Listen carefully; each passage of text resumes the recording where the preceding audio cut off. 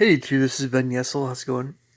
Um, I had to share this dream. I just had a dream that so probably gonna, on some level, well, you're gonna really, I think, really like it a lot.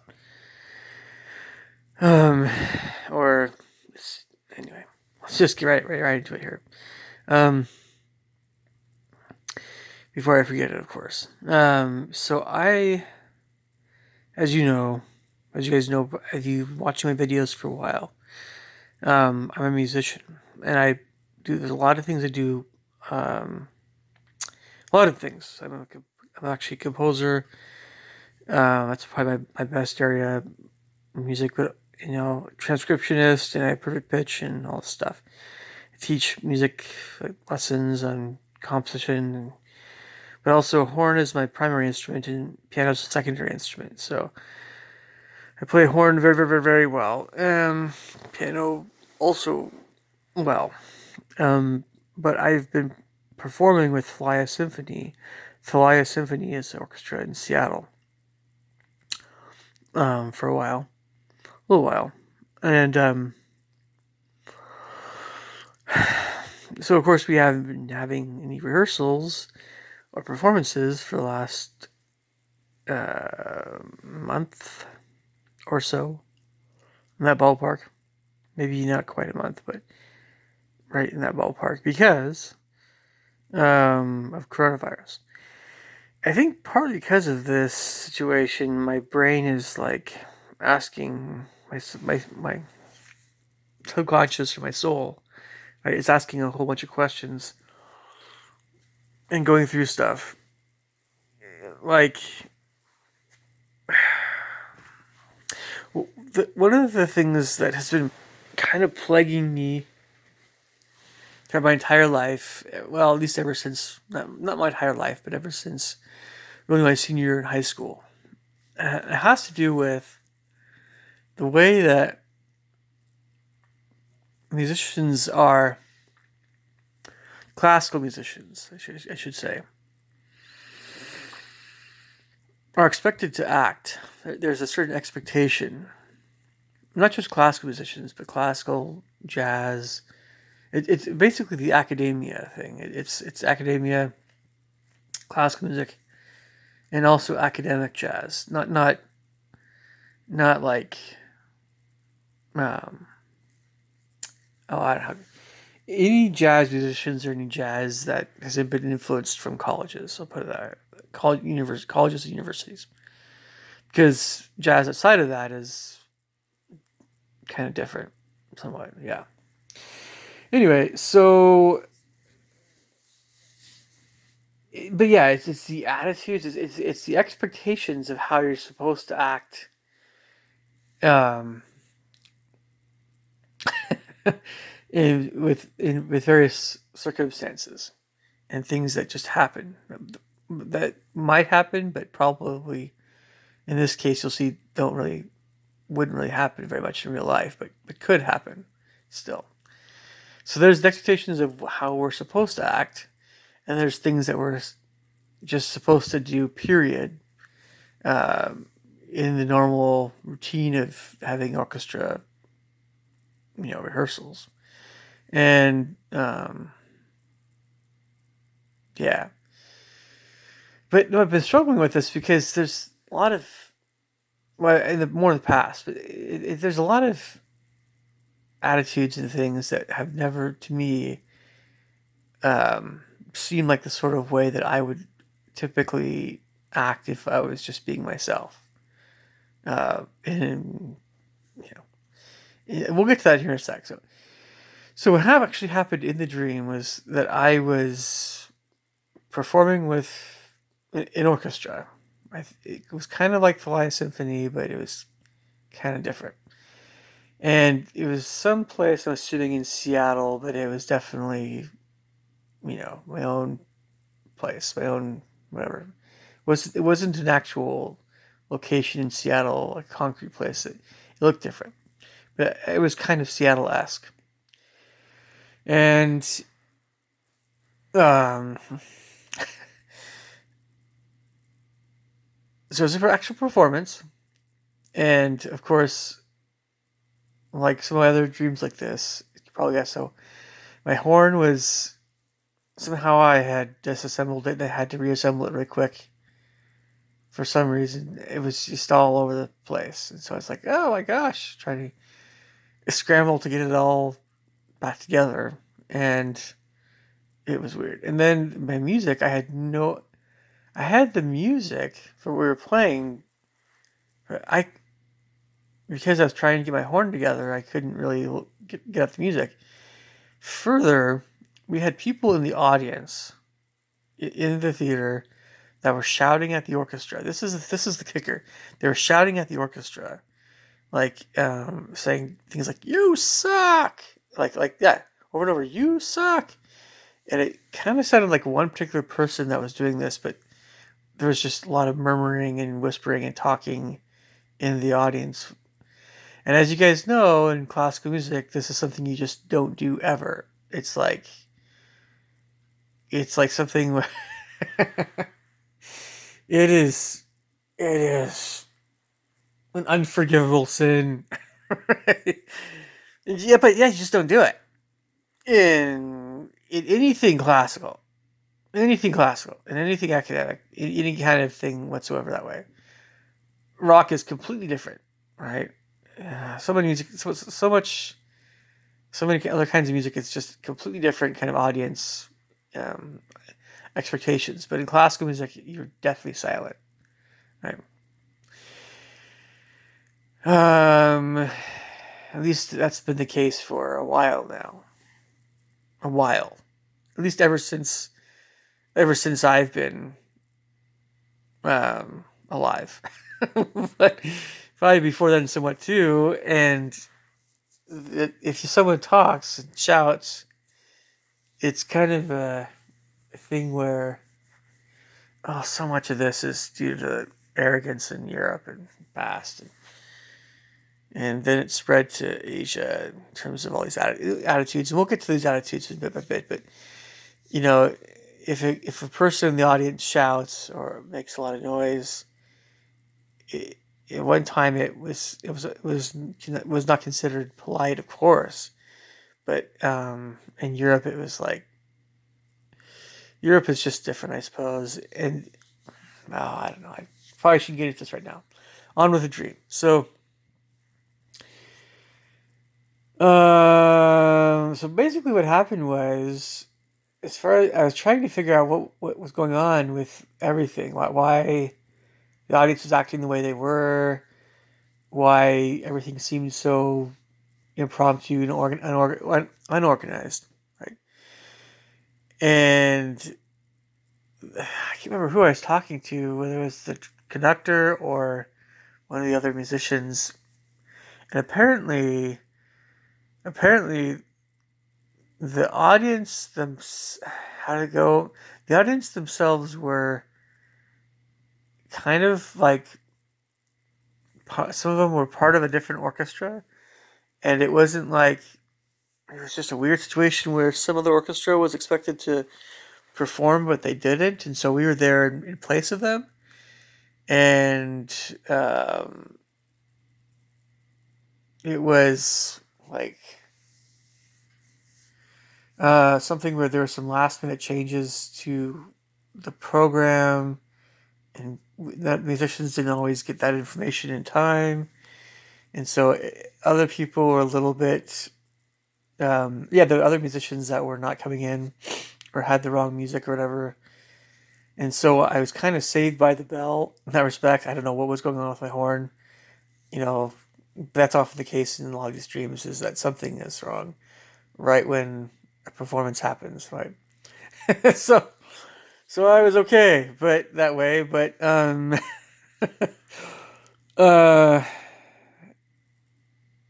so it turns out that this guy that was shouting in this dream at us, well, so the entire orchestra was livid, supposedly, more or less, about this guy, and giving him evil glances and things. you know.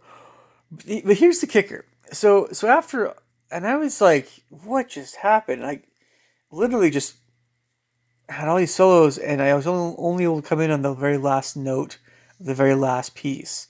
So basically, just was not even playing most of the concert. But here's this is where things get really kind of hitting home. After the concert, I was trying to talk to more people. I was trying to whatever, and everybody just left. Everybody's just like, well, that's okay. That's how it happened. And no, but people just seemed like they were just like wanting to go home. They just didn't want to talk about it. They just wanted, and I'm fortunate to talk to at least somebody. I think it was one of my fellow hornists. I know who it was, and in the orchestra I usually play in, and a Japanese lady, well, young woman, and so so so, but yeah, I mean, everybody was just kind of doing their thing, and I was like, what? Just emotionally, just kind of like, what just happened?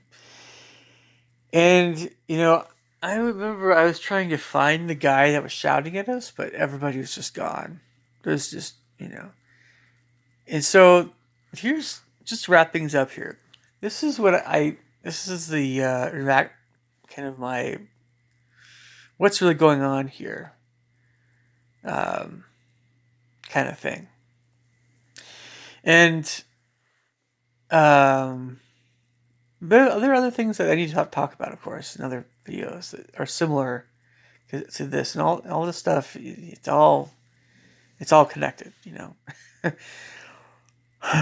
Okay, so there are a lot of things that are still not right with the world, and particularly in this regard, there are a lot of things that are very wrong with classical music and academia.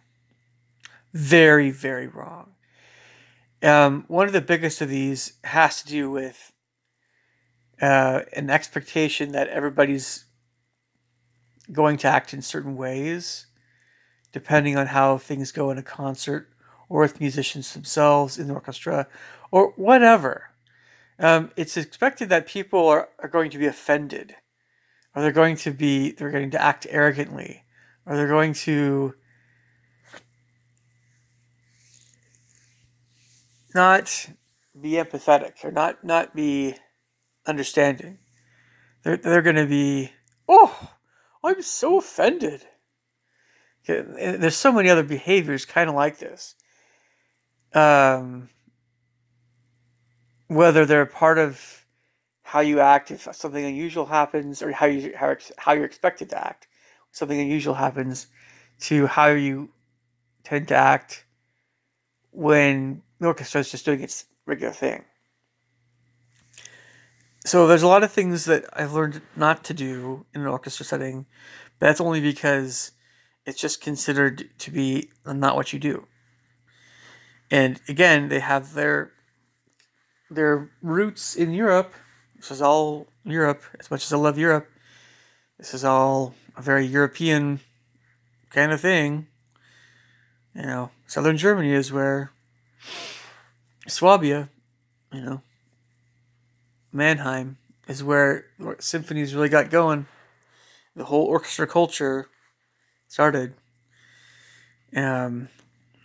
So there's the arrogance is still a real issue. Not only the arrogance is an issue, but people being expected to not be empathetic and not be understanding of what it actually is going on with someone else, whether it's a fellow orchestra member or whether it's someone in the audience, or whatever. People are expected to be very impersonal in orchestra setting, whether it's volunteer or you're getting paid. And impersonal and direct and matter of fact, and we're not friends. That's understandable more if you're getting paid, but all that stuff. And so, the we're not your friends thing permeates a lot of other orchestras, orchestra culture in general.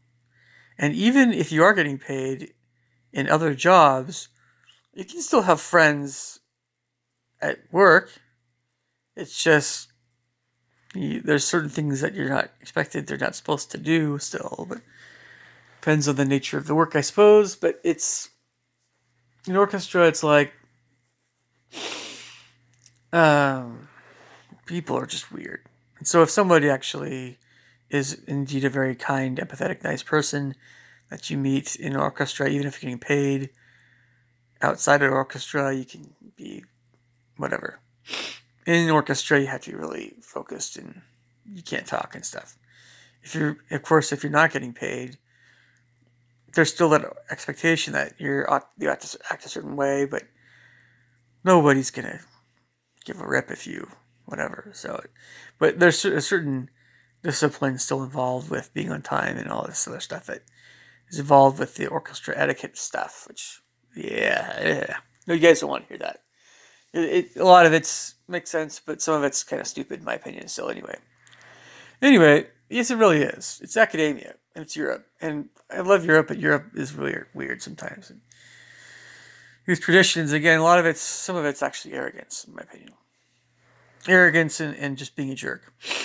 Everybody's expected to be a jerk in classical music because, and now that in our age of being offended and not being forgiving and not being whatever, we're all expected to be offended if somebody does something wrong. Oh, it's so. Oh, I can't believe you did that. Oh, that's so wrong. That kind of stuff. I hate it. I hate it. Okay, and then just kind of nobody talking, very few people talking about what happened afterward. It's just again, it's kind of this. So I couldn't find the guy, but I was asking myself, why did I want to yell at him in the first place? Well, because yeah, I mean, it's very disruptive. You're trying to play your music. You're trying to figure out. I was trying to figure out how to put my horn back together, and so I was angry. I was legitimately angry, not just because I expected to be angry, but I was angry with him. So I was like, "Arr." But I was like, yeah, I was just gonna argue with him. So maybe it's better I couldn't find him, and it's better to always be a nicer person. But in my experience, too many people, a lot of people are just not very, no, just like, oh, nope, we just play in an orchestra together and that's it, even if it's a volunteer thing. And but I wouldn't be in an orchestra. I don't like being in an orchestra where everybody's like that if you're not getting paid. If you are getting paid, I mean, if you are getting paid to be in an orchestra, then I'm okay with nobody talking to me. I'm okay with that because I'm getting paid. But if it's a volunteer thing, oh man, no, I would like to be able to chat with some people, not necessarily so much during rehearsal. I mean, definitely not during rehearsal, but I mean before rehearsal and during breaks and stuff. Sure. Anyway,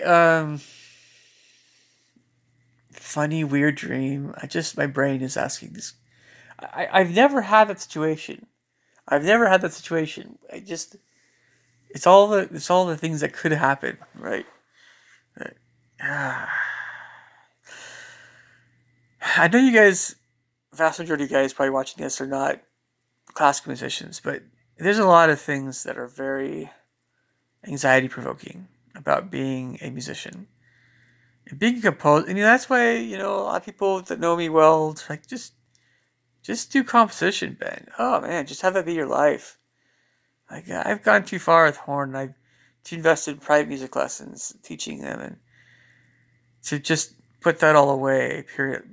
But there may come a point in time in my life where I feel like maybe I just need to do this one thing. But I don't know. As you can see, folks, and then there's so many other things that this relates to that I could talk about, but I gotta keep this not too long. But if you guys are wondering, aside from the music itself, the nature of the music itself, why more people aren't going to classical concerts and things, this is kind of why. People don't like it in general when, I mean, there's a lot of people, we love classical music.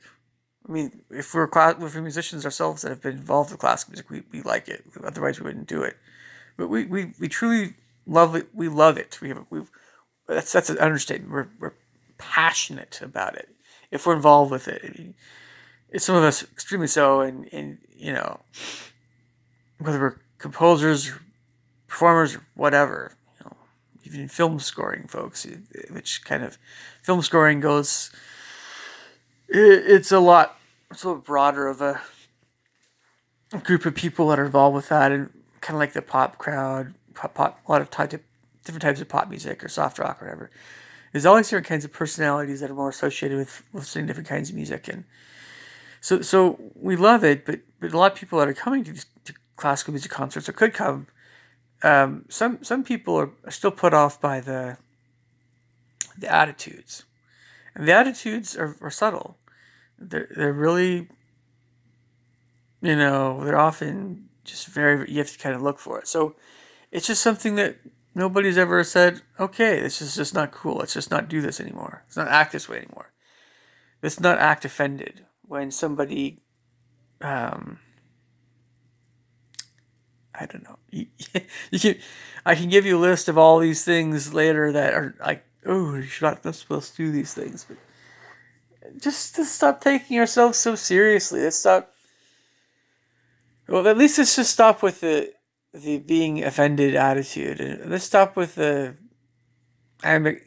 since I'm expected to act this way, I'm going to act this way, kind of nonsense. And this is taught in youth symphonies in academia and stuff like that. It's just stupid, in my opinion. Let's just stop it because it's pushing people away from classical music. One of the many things that does actually push people away. And I wish people understood this on a deeper level. And you could even think about all this stuff even in a social context, even outside of music itself. Yeah. Anyway, you guys leave me thoughts and comments below. Catch you guys later. Take care. Bye.